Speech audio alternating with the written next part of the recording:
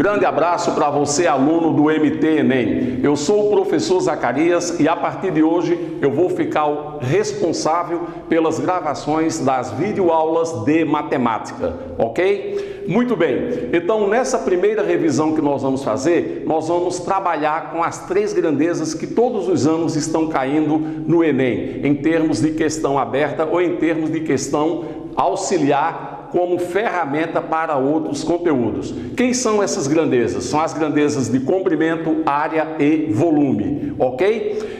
Quero lembrar que toda grandeza, ela para ser medida, ela necessita de uma unidade de medida. Primeira grandeza, então, que nós vamos fazer a revisão é a grandeza comprimento.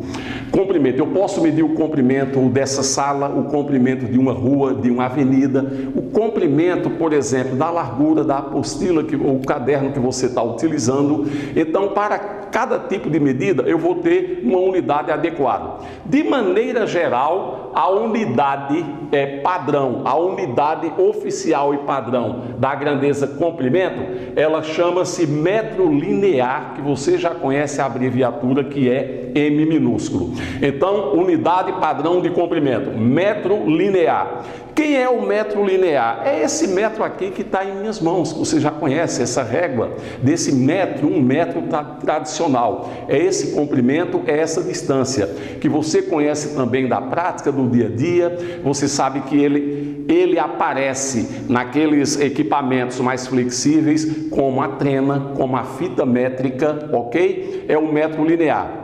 Esse metro linear, ele é de uma utilidade muito grande, a gente faz uma série de medidas. Por exemplo, crianças, tá? Eu poderia calcular qual o comprimento dessa lousa, desse quadro que eu estou utilizando. Aí eu iria usar o metro linear, eu iria utilizar essa régua aqui.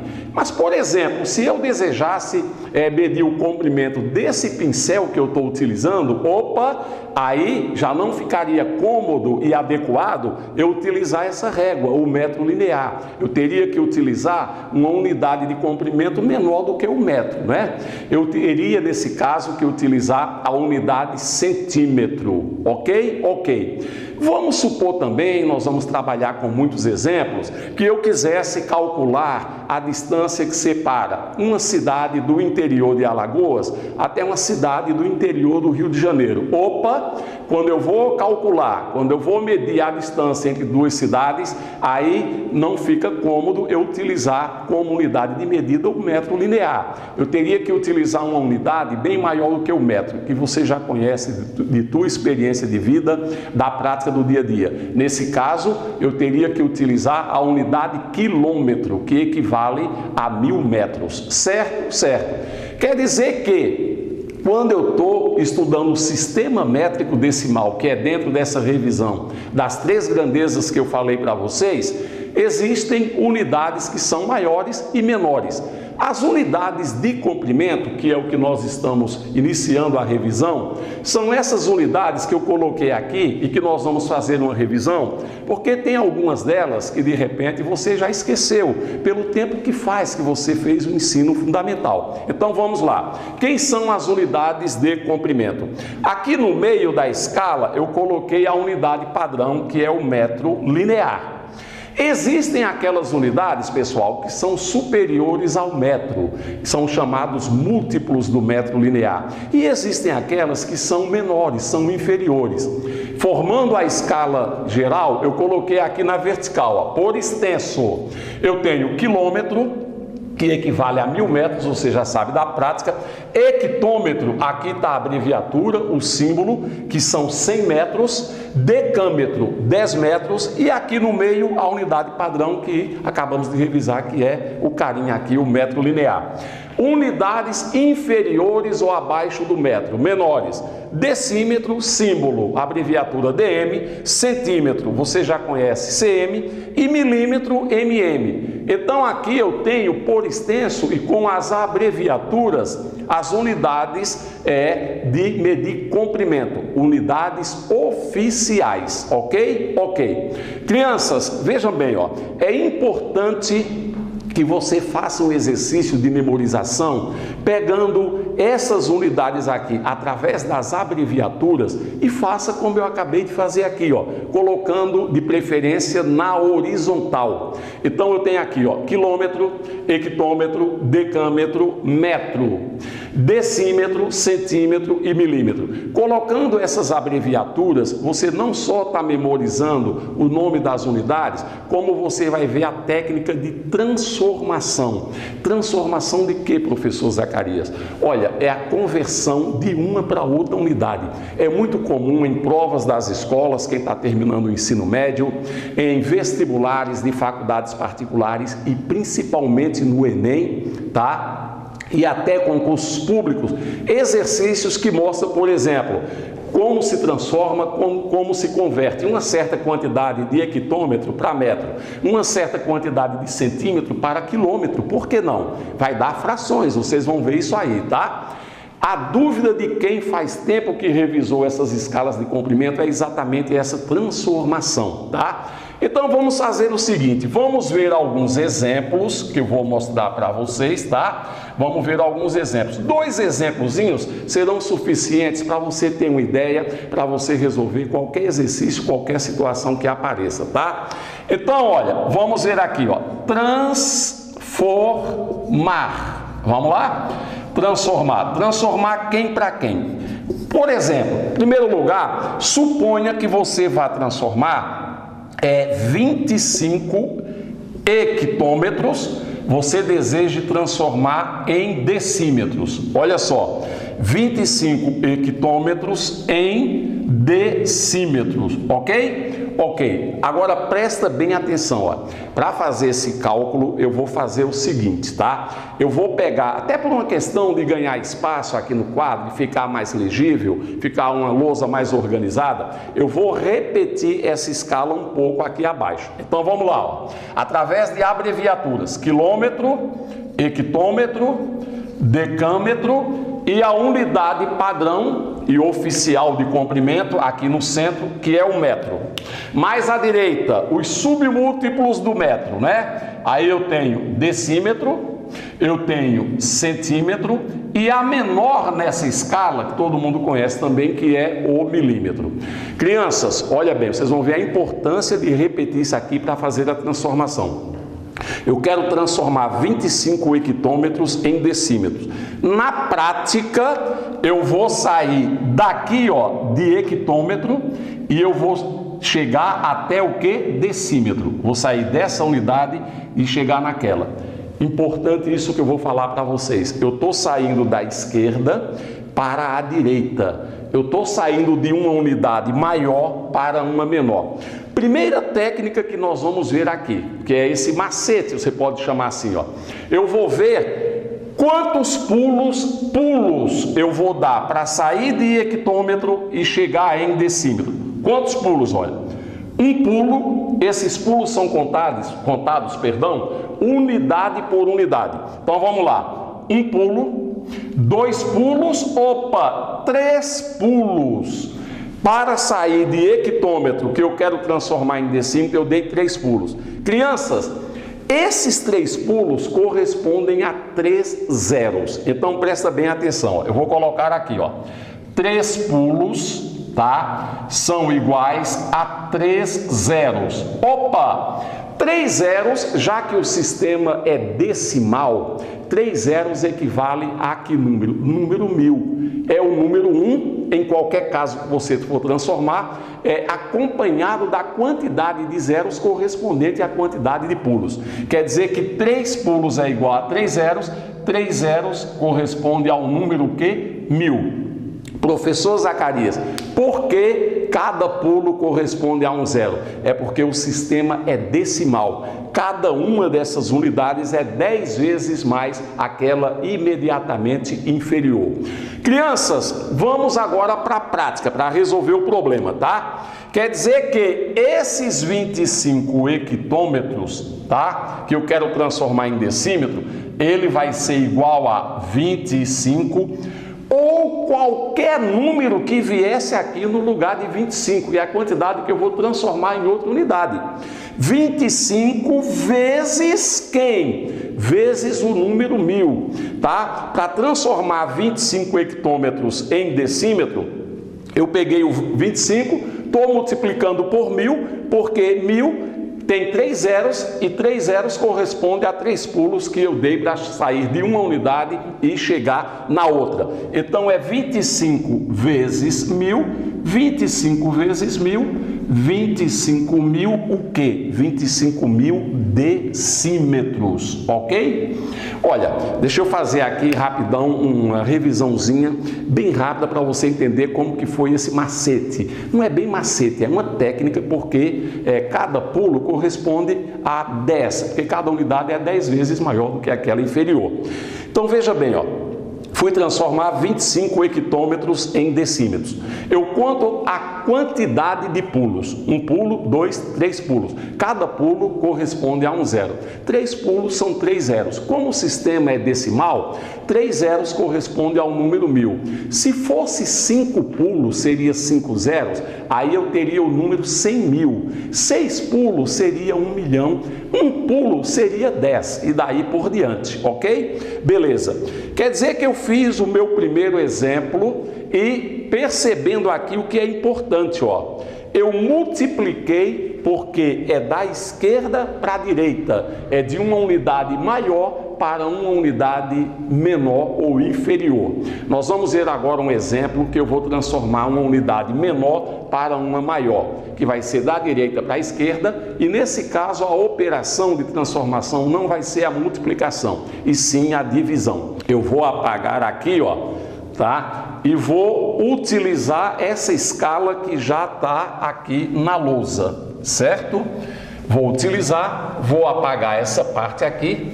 Pessoal que está anotando e coisa, né? Não tem problema, você pode assistir essa videoaula, evidentemente, quantas vezes você quiser. Segundo exemplo, para a gente ir tocando o barco adiante, tá? Vamos supor que você queira transformar 72.000 centímetros, tá?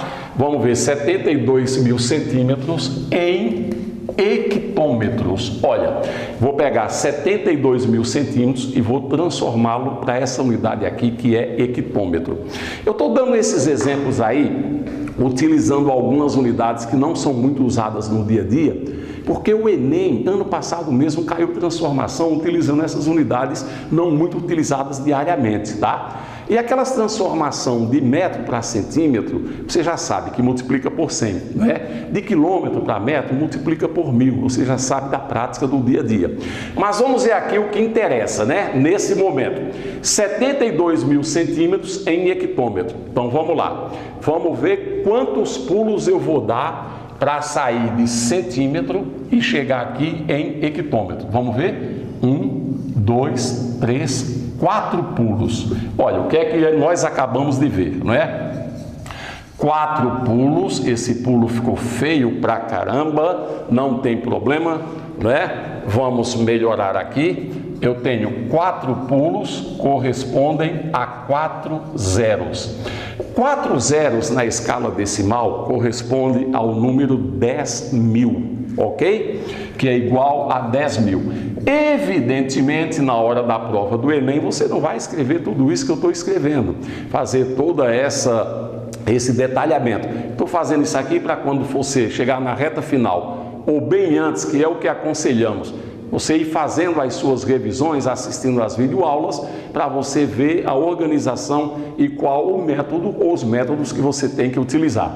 Crianças, muito bem, quer dizer que eu contei 4 pulos, perdão, isso corresponde ao número 10.000, agora vou fazer a transformação. Olha, eu quero transformar 72.000 centímetros em hectômetro. 72.000 centímetros vai ser igual aos 72.000 ou qualquer outro número que tivesse aqui, divididos, você já sabe por quê, né? Dividido por quanto? Por 10.000. Olha, para dividir dois números na escala de potência de 10, dois números inteiros é maior moleza. Não precisa fazer a continha com chave e tal. Basta você eliminar as quantidades de zeros. No dividendo aqui, ó, eu tenho 3 zeros, eu elimino 3 zeros no dividendo, 3 zeros no divisor. Eliminando esses 3 zeros, o que é que sobrou, pessoal? 72 divididos por 10. 72 divididos por 10 dá 7,2. Quer dizer que se eu quiser transformar 72 mil centímetros em hectômetros, o resultado é 7,2 hectômetros. Ok? Beleza? Beleza. Muito bem. Olha, acabamos de ver 2 exemplozinhos de como se faz conversão ou transformação nessa escala de comprimento, certo? Só para você não esquecer e você fixar bem, vamos fazer o seguinte, aqui um pequeno resumo, tá? Quando multiplica e quando divide. Se o cálculo, olha a seta indicando, é da esquerda para a direita, de uma unidade maior para uma menor, então qual é a operação? Eu vou multiplicar. Multiplica por quanto? 10 ou então por 100, conforme a quantidade de pulos, né? Por 1000, por 10 mil, eu vou colocar aqui, etc. Ok? Olha aqui, ó. Da esquerda para a direita, multiplica por 10, 100, 1000, 10 mil, etc. Se o cálculo ele for de uma unidade menor para uma maior, ou seja, da direita para a esquerda, eu já não vou multiplicar. Eu vou fazer o que? Dividir. Aí no caso aqui, ó, divide, né, por 10 ou por 100, ou por 1000, por 1 milhão, por 100 mil, por 10 mil, etc. Olha, crianças, beleza, certo? Nós acabamos de ver como se transforma. Nós vimos uma coisa que é muito importante, tá? Eu vou até tomar uma água aqui, rapidão, antes de eu falar isso, certo, gente? Vejam bem, essas unidades que nós acabamos de ver são as unidades oficiais, são as unidades padrões do sistema métrico decimal. Aí você fala, mas professor Zacarias, existem unidades que você não mencionou aí. Por exemplo, quando eu vou em uma loja fazer a compra de um aparelho de televisão, a tela do aparelho ela não é medida em centímetro, nem em metro, fração de metro ou milímetro e coisa. Ela é medida em polegada, tá? Assim como você pode me sugerir o seguinte, quando eu pego um avião para ir de uma cidade a outra, quando eu estou em pleno voo, o comandante da aeronave, ele anuncia que o avião está a uma altitude ou uma altura, não em quilômetros, nem muito menos em metros. Geralmente o comandante anuncia que nós estamos a uma altitude de tantos pés. Aí você me fala, que unidades são essas, hein? Olha, criança, essas unidades, elas existem, elas são utilizadas em muitos países da Europa, principalmente na Inglaterra. Elas são unidades que são usuais, elas não são oficiais.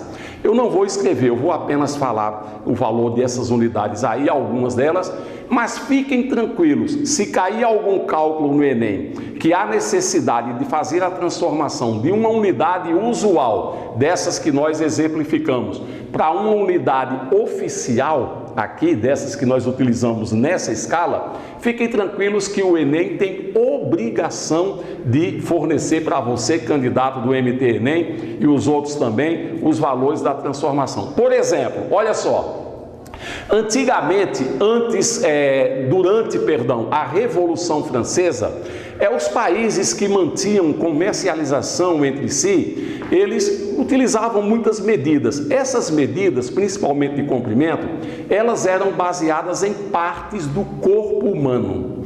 Quando se fala em polegada, é exatamente em referência ao dedo polegar. é a distância da junta do dedo até a ponta aqui do dedo. 1 polegada é o mesmo que 2,5 centímetros, ok? Aí na Revolução Francesa, para facilitar a comercialização entre os países do mundo inteiro, criou-se o sistema métrico decimal, que as unidades são essas que vocês estão vendo. Então vamos lá, né? 1 polegada, 2,5 centímetros. Um pé, isso mesmo, pezão, o chulezão, como se diz na brincadeira, né? Um pé é o mesmo que 30 centímetros. Então, quando durante um voo o comandante anuncia para os passageiros que a aeronave ou o avião ela está a tantos mil pés de altura, para você fazer a transformação, você pega esses tantos mil pés que ele deu e você divide por 30, porque um pé é 30 centímetros. Você vai ter a altura em centímetros, mas você não quer saber a quantos centímetros um avião está de altitude, você quer saber quantos quilômetros. Aí você pega a quantidade de centímetros e transforma em quilômetros utilizando essa técnica que eu mostrei. Então vamos lá, unidades usuais, né? 1 polegada, 2,5 centímetros, um pé, 0,304 metros, arredondando, dá 30 centímetros, ok? Nós temos também, por exemplo, a milha, existe a milha terrestre e a milha marítima. A milha mais utilizada é a milha terrestre, que dá 1.600 metros, pouco mais de 1,5 km. Aí nós temos uma unidade que era muito utilizada e até por força de expressão, falada por pessoas mais antigas, mais idosas, que é a légua. Uma légua, 6.000 metros ou 6 quilômetros, né? Em países lá da Europa, usa-se muito para a unidade de comprimento a unidade jarda. Uma jarda é quase 1 quilômetro nosso, uma jarda dá mais ou menos 900 metros, certo? Olha, alguns valores desses que eu estou falando para vocês, se você for no Google ou em outra fonte de pesquisa, você vai ver valores aproximados. Por exemplo, a légua, eu falei que é 6.000 metros. De repente você encontra no Google 5.900 e pouco. Eu estou falando, para efeito de praticidade, valores arredondados. Agora, crianças, essas unidades que eu falei, se cair uma questão no Enem, que ele pede durante o cálculo para transformar polegada para centímetro, a equipe que elaborou a prova tem obrigação de te informar que 1 polegada tem 2,5 centímetros. Por quê? Porque polegada não é unidade oficial, ela é unidade usual. Ok? Então, gente, olha uma coisa que é interessante, né? A gente falou de comprimentos, já falei do comprimento de uma parte do dedo polegar, falei em comprimento do pincel que eu estava utilizando, nós falamos de distância entre cidades de estados diferentes aqui no Brasil. Aí você pode chegar para mim e falar, professor Zacarias, olha bem, eu costumo assistir bons noticiários, ler bons livros, boas revistas. Principalmente em noticiários, a gente tem notícia de que o homem já está mandando algumas sondas lá para Marte, de que já existe até americanos e europeus fazendo loteamento na Lua, para daqui a alguns anos passar final de semana na Lua. Por que não? A tecnologia tem avançado muito, né?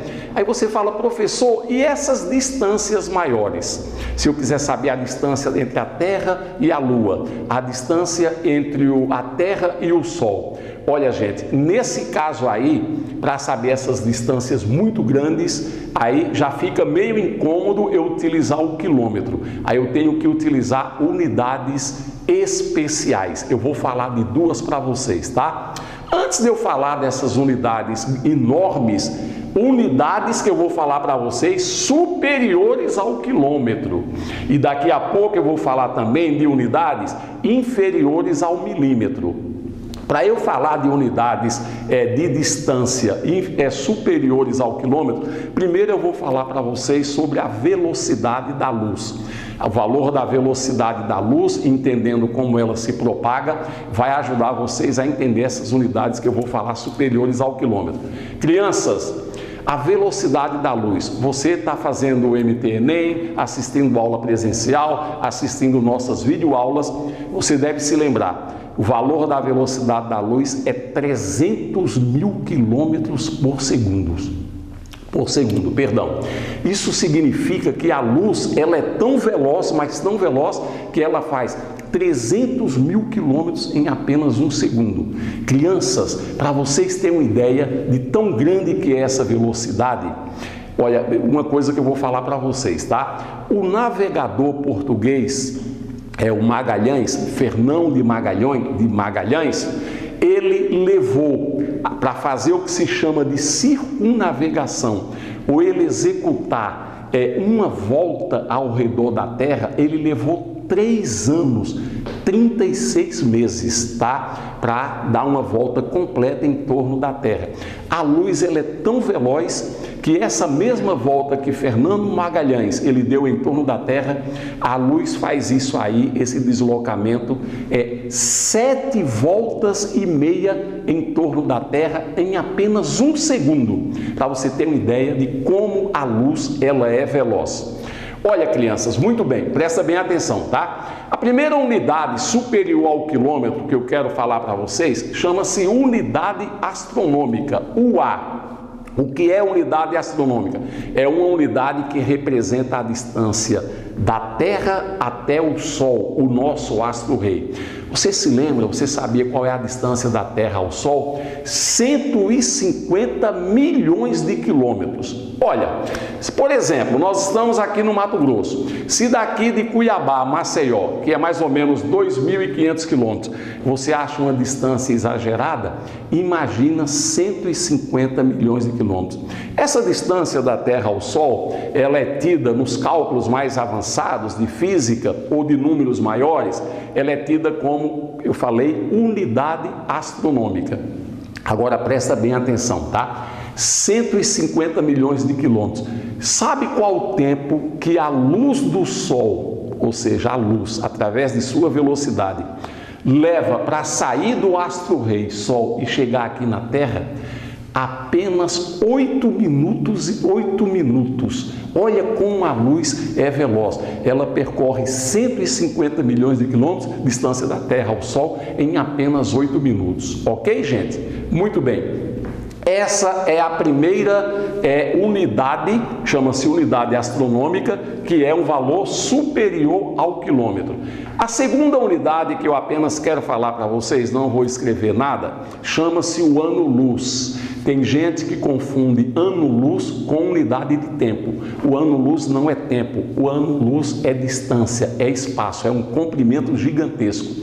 Professor Zacarias, então o que seria o ano-luz? O ano-luz é a distância que a luz, com toda essa velocidade, ela percorre em um ano terrestre, durante um ano. Olha, presta bem atenção, ó. A luz, acabamos de recordar, ela leva 8 minutos apenas para sair lá do Sol e chegar na Terra. Você já pensou a distância que a luz percorre então em 1 hora? Em 1 hora e meia? Em 2 dias? Em 3 meses? E a distância que a luz percorre, gente, em 1 ano? Essa distância é o que se chama de ano-luz. Você pergunta, professor Zacarias, vamos para a prática. Qual é o valor em quilômetros de 1 ano-luz? 1 ano-luz equivale, gente, a 9,5 trilhões de quilômetros. 9,5 trilhões, quase 10 trilhões de quilômetros. Aí você pergunta, olha, essa unidade aí de ano-luz, que é 9,5 trilhões de quilômetros, isso transformando em unidade astronômica, que é a distância da Terra ao Sol. Daria, Zacarias, quantas unidades astronômicas? 63. Quer dizer que o valor de 1 ano-luz é 63 vezes mais do que a distância da Terra ao Sol. Ok? E outra coisa, presta bem atenção, tá? Nós temos aí esses valores e eu estou falando do Sol, eu estou falando da velocidade da luz. Vocês que estudam geografia, vocês já sabem há bastante tempo que o Sol é uma estrela de quinta grandeza. Olha, com base nisso, vocês sabem o seguinte, de repente vocês já esqueceram da geografia, tá? Depois do Sol, a estrela mais próxima do nosso planeta Terra é a estrela que chama-se Próxima Centauri, ou a estrela Centauri. É aquela que você visualiza ela maior no céu, que tem às vezes que você confunde até com um satélite artificial. Aquela é a estrela Centauri, tá? Zacarias, ela é a mais próxima da Terra depois do Sol. Qual é, professor, a distância que separa a Centauri aqui do nosso planeta Terra? Vocês vão ficar pasmos. 42 trilhões de quilômetros. 42 trilhões de quilômetros. Isso em unidades astronômicas, ou seja, transformando na distância da Terra ao Sol, dá 280 mil unidades astronômicas. Olha como a estrela mais próxima da Terra depois do Sol está muito distante da gente. Aí você pergunta até por curiosidade, Zacarias, e a luz com toda essa velocidade, qual o tempo que ela levaria para sair de Centauri e chegar aqui na Terra? Falei agora há pouco que a luz com toda essa velocidade, ela leva 8 minutos apenas para sair do Sol e chegar na Terra. A luz da estrela Centauri, para sair de lá e chegar aqui na Terra, ela leva 4 anos e 5 meses, para você ter uma ideia como o Centauri está distante de nós, não é? Então, crianças, presta bem atenção, tá? Isso é uma informação que eu passei. Agora há pouco nós falamos, você acha que a Centauri, ela está muito longe aqui da Terra? Agora há pouco nós falamos daquele navegador português, o Fernão Magalhães, não é? Fernão Magalhães, nas suas noites, quando ele fez a circunnavegação, essa viagem de uma volta ao redor da Terra, Fernão Magalhães, naquelas noites escuras, ele enxergou que tinha um conjunto de estrelas imenso. A tecnologia avançou e já se sabe que dessas estrelas que Fernão enxergou e ele documentou nos registros de sua viagem, ela está a milhões e milhões de distância em relação à estrela Centauri, tá? Então, isso quer dizer que existem conjuntos de estrelas que estão muito, muito maiores em relação à Terra em termos de distância do que o Sol, do que a Centauri e outras estrelas mais, certo? Agora, gente, nunca é demais a gente repetir. Às vezes a gente é melhor pecar por excesso do que por falta, né? Essas unidades que eu falei, de medidas pequenas, como polegada, milha, aí vem o pé, aí vem a jarda, a légua, tá? E mais essas unidades que são superiores ao quilômetro, caindo em uma questão do Enem, a equipe que elabora as provas do Exame Nacional tem a obrigação de falar para vocês os valores, tá? Olha, durante as revisões de nossas aulas, nós vamos colocar uma série de técnicas, ou que vocês chamam de macetes, tá? Eu gostaria de falar que as provas do Exame Nacional do Ensino Médio, elas são corrigidas através de um computador que a galera chama de computador super inteligente. Que computador é esse? É o computador que recebe o nome de TRI, Teoria de Resposta ao Item. Professor Zacarias, na sua primeira aula, nessa primeira gravação de vídeo aula, estávamos falando da TRI. Qual a importância de falar isso para nós? É o seguinte, gente, ó, o computador que utiliza esse modelo de correção de prova, ele tem obrigação de trabalhar com questões fáceis, médias e difíceis. Opa, Zacarias, quer dizer que na minha prova agora em novembro do Enem, vão acontecer na prova de matemática, nas outras disciplinas, nas outras competências, questões fáceis? Sim. Você me pergunta, qual é o percentual, qual a quantidade média de questões fáceis na prova do Enem? O candidato ao Exame Nacional já sabe que a prova de matemática, que é competência única, ela é composta de 45 questões. Olha, pessoal, dessas 45 questões, 25% é de questões fáceis, 25% de questões difíceis, e 50% ou metade da prova é de questões de nível médio de dificuldade.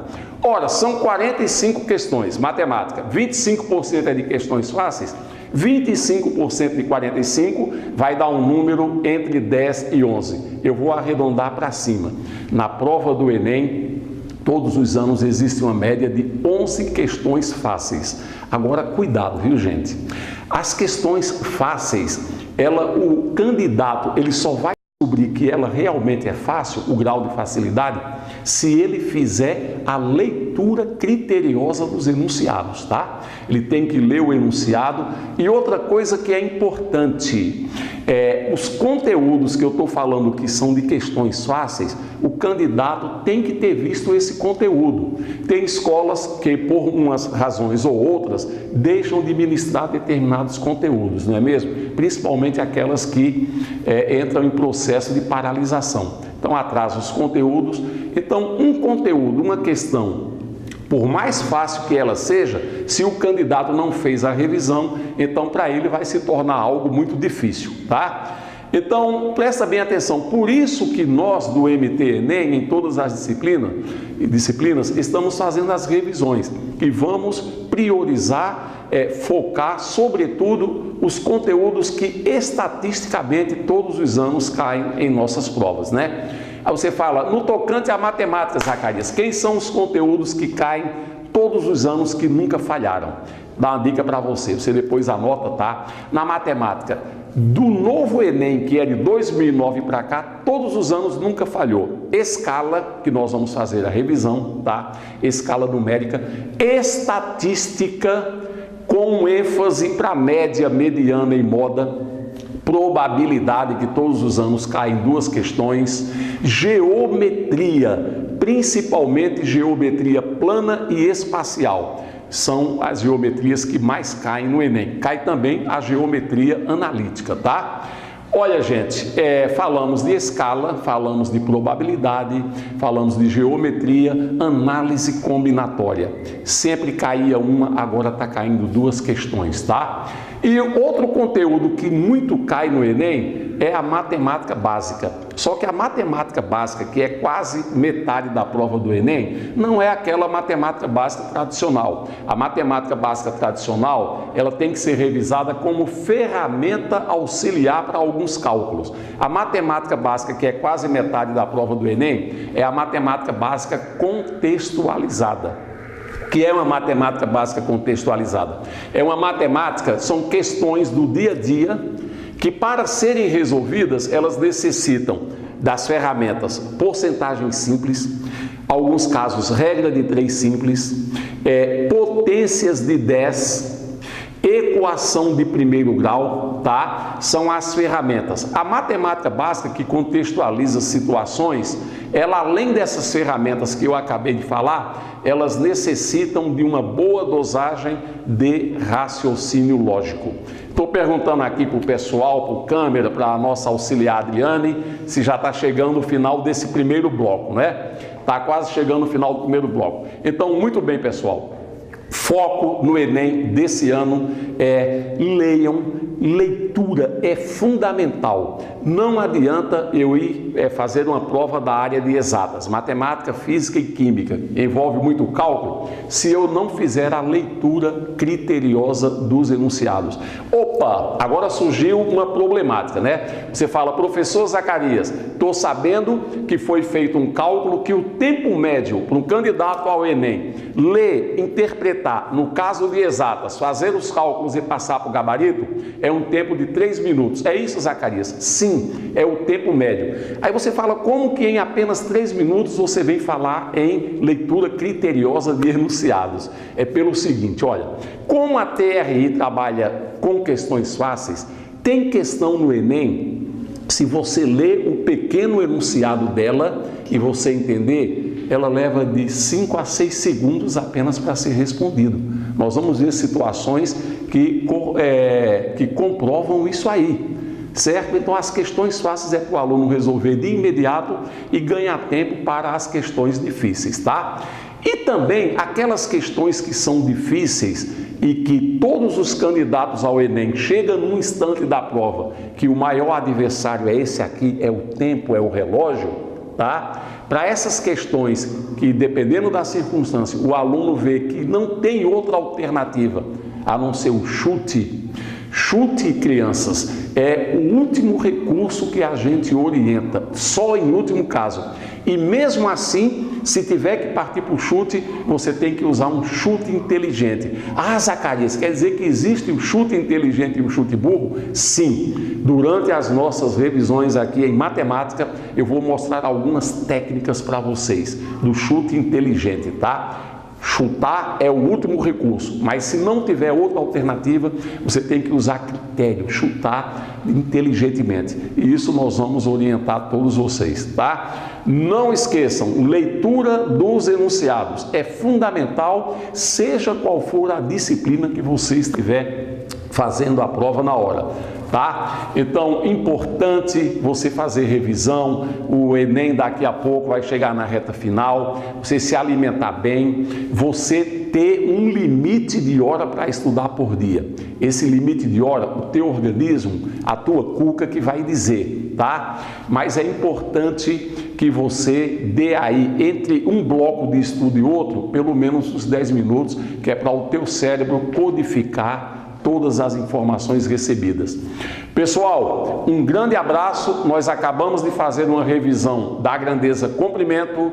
O próximo bloco nós vamos revisar área e volume para a gente fechar essa primeira parte de revisão do MT Enem. Um abraço, fiquem com Deus. Até a próxima.